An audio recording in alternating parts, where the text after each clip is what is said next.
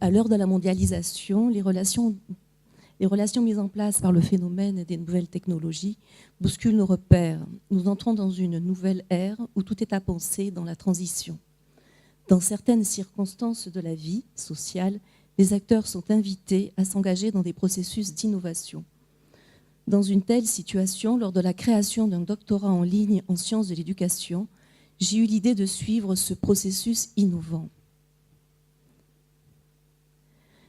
Dans un premier temps, je vous parlerai du contexte de cette création, suivi d'une analyse du dispositif, afin de voir en quoi cette avancée pédagogique pourrait offrir une amélioration des conditions de travail, ainsi qu'une certaine plus-value aux futurs docteurs et une valorisation de leurs recherches.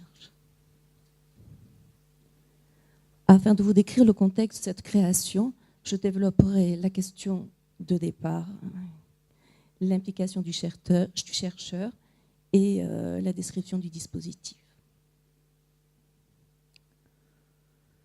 Donc, après avoir obtenu le master en sciences de l'éducation à Paris 8 grâce à la formation à distance à l'IED, j'étais déjà convaincue par cette expérience que la distance avec une formation en ligne pouvait être le lieu d'une nouvelle dynamique pédagogique.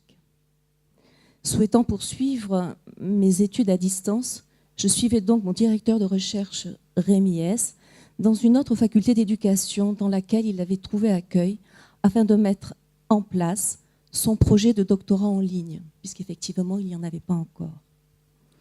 En tant que doctorante, je participais à une expérience innovante au niveau du doctorat en francophonie.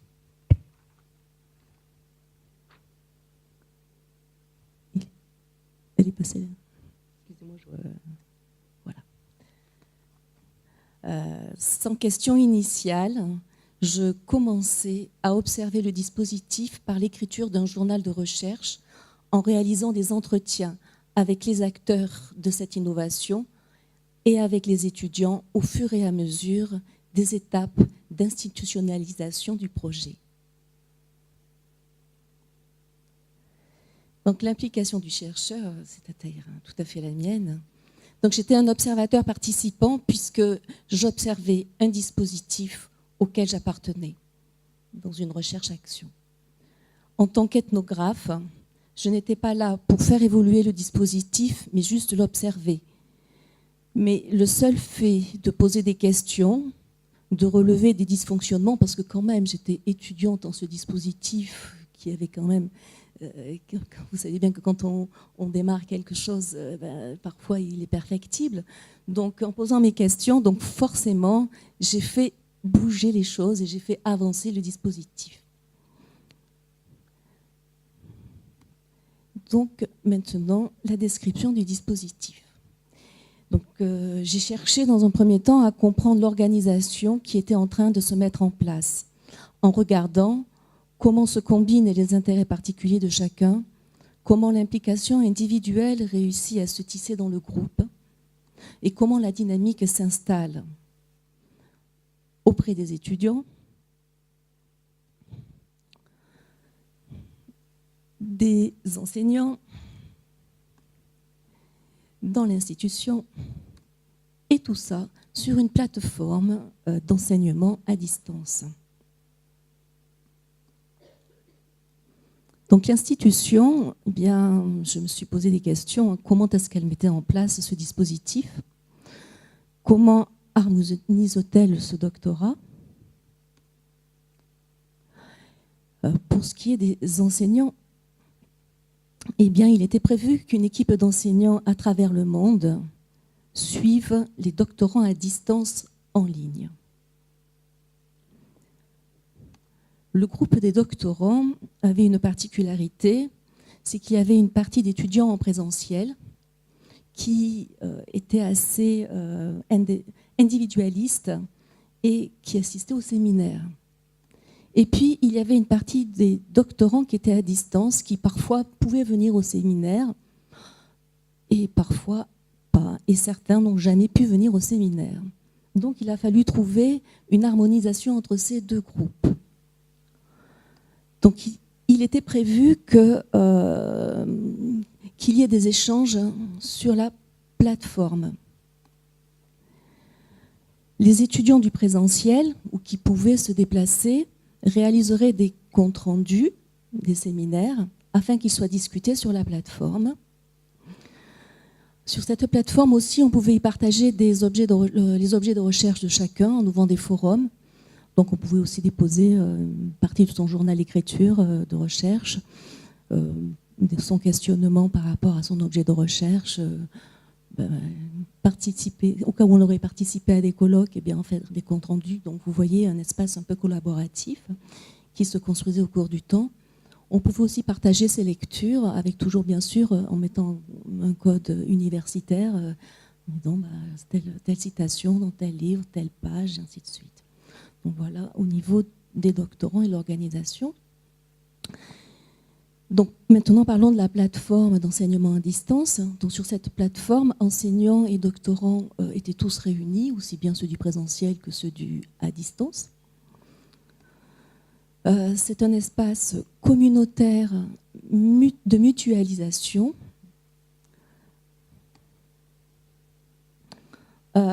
sur lequel étaient prévus des échanges.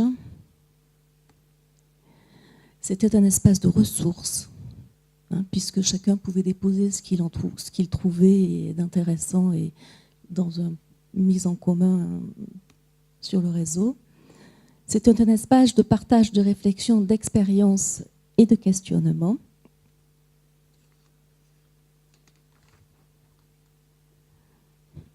Et elle est devenue le lieu d'une écriture qui permet la réflexivité de la rédaction de la thèse, puisque à partir du moment où on entre en écriture sur une plateforme, des choses sont déjà pensées et écrites.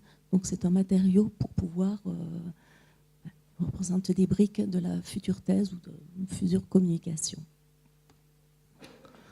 Donc maintenant, regardons le dispositif. Donc je l'analyserai selon le schéma d'Arduino et ensuite j'envisagerai une autre manière de travailler parce que la distance va provoquer un déplacement du travail et bousculer les habitudes. Donc selon le schéma d'Arduino qui place l'observation au niveau individuel, interindividuel, groupal, organisationnel et institutionnel. Donc, je ne rentrerai pas en détail là-dessus, mais ça a été mes centres d'observation.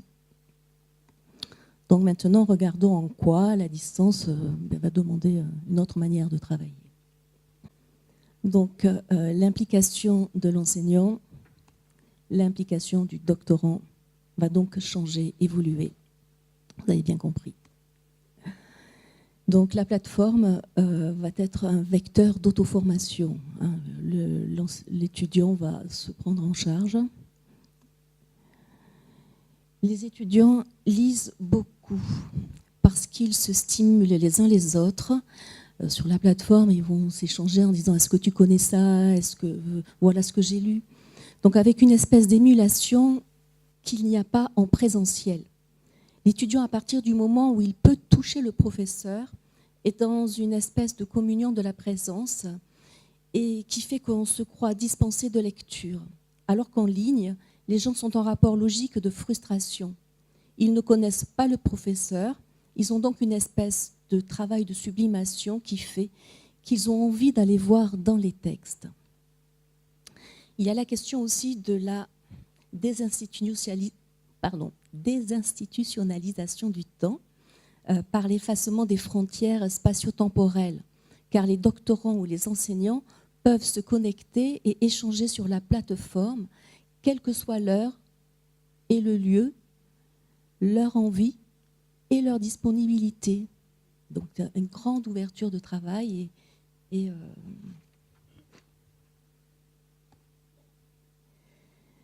Donc le travail de d'écriture est un passage obligé pour échanger, qui n'existe pas lors des séminaires avec la parole.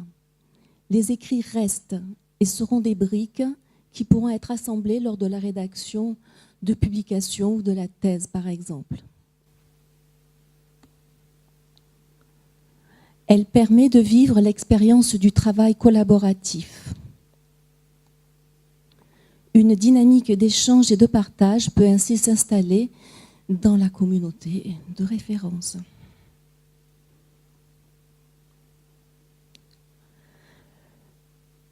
Longtemps, j'ai pensé que l'expérience de la création du doctorat en ligne était un échec total. Je vous surprends peut-être. L'observation de la dynamique et de la mise en place du doctorat à distance révélait beaucoup de difficultés, d'obstacles et de manques. La faculté d'éducation, souvent trouvant dans un état de crise et face à la démission de mon directeur de recherche, je dus retourner à Paris 8 afin de poursuivre ma réflexion. Donc je vous ai dit, ce n'était pas facile à mettre en place, il y avait tout un projet, mais derrière, il faut toute une équipe qui suive. Donc, en arrivant à Paris 8, cela m'a donné quand même de la distance pour pouvoir prendre du recul par rapport à tout ce que j'avais pu vivre. Donc là, ça a été pendant 1 an. Et puis ensuite, pendant les 2 années qui suivent, même maintenant, je suis encore en relation avec les étudiants où je fais quand même une enquête de terrain tranquillement. Donc, maintenant, à partir des données récoltées et de leur analyse, je vais vous proposer un nouveau dispositif, puisque celui-ci était dans cet état-là, mais qu'en réfléchissant, on pouvait peut-être aller plus loin. Et les étudiants, les enseignants ont donné des objets intéressants à utiliser dans une application future, qui sera certainement perfectible, c'est évident. Donc, on continue. Donc, je vais vous parler du dispositif, de la question de la communauté de référence et le problème de la mondialisation dans cette formation. Donc, commençons par le dispositif. Le groupe. Donc, on va commencer par le groupe. La question du groupe. Donc, pour commencer, il faut un nombre quand même suffisant d'étudiants inscrits. On n'était pas très nombreux. Donc, forcément, les échanges sur une plateforme, c'est pas très, sont assez limités. Donc, d'expérience, puisqu'effectivement, je vous ai dit que je venais de l'IED, l'Institut d'enseignement à distance de Paris 8, je retraduis, ils avaient une expérience avec la licence et le master, et donc on s'est aperçu quand même qu'il fallait au minimum une 50aine d'étudiants inscrits pour que cela fonctionne bien sur les plateformes. Donc il faut une équipe cohérente qui peut être aussi internationale en fonction des besoins. Il est important de prévoir des moments de rencontre afin de créer du lien. Il faudrait favoriser les interactions entre les doctorants et la communauté de référence avec des interactions transversales et non pyramidales.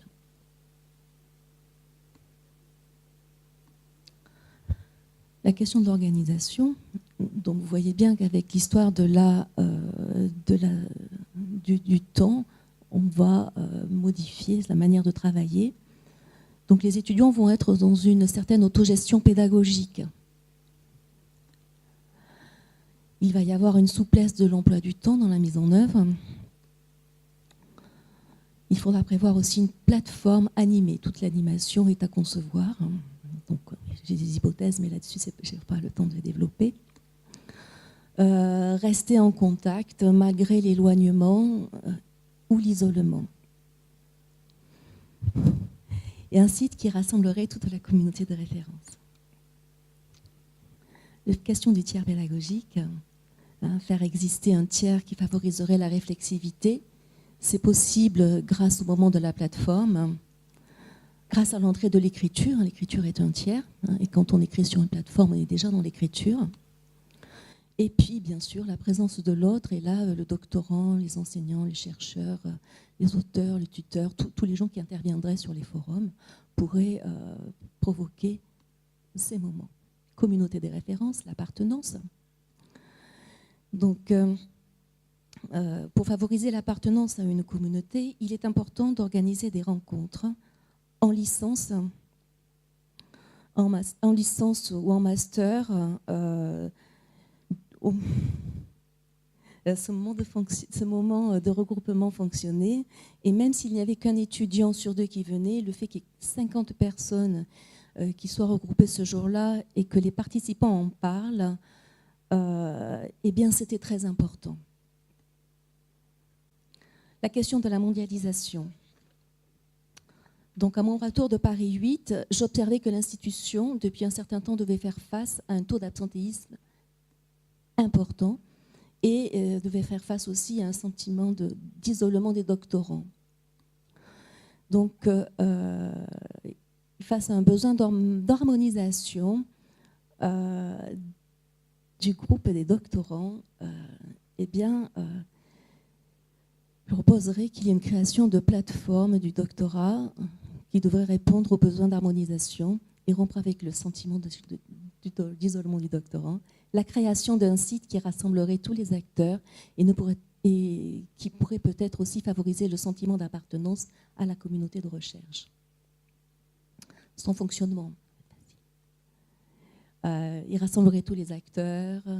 Il y aurait un portail d'entrée qui rassemblerait toute la communauté des chercheurs et en même temps de ceux qui ont appartenu à l'université. Un espace pour écrire son journal de recherche, dont certains extraits pourraient être publiés sur un blog et discutés. Rassemblerait des informations, les colloques. Le site serait en autogestion et ce serait le lieu de publication des doctorants et des chercheurs de la communauté de référence. Donc, à l'heure de la mondialisation et la formation à distance peut améliorer les conditions de travail des doctorants par l'utilisation d'une plateforme, tout en leur apportant une certaine plus-value avec la création d'un site rassemblant la communauté de référence. Merci pour votre attention.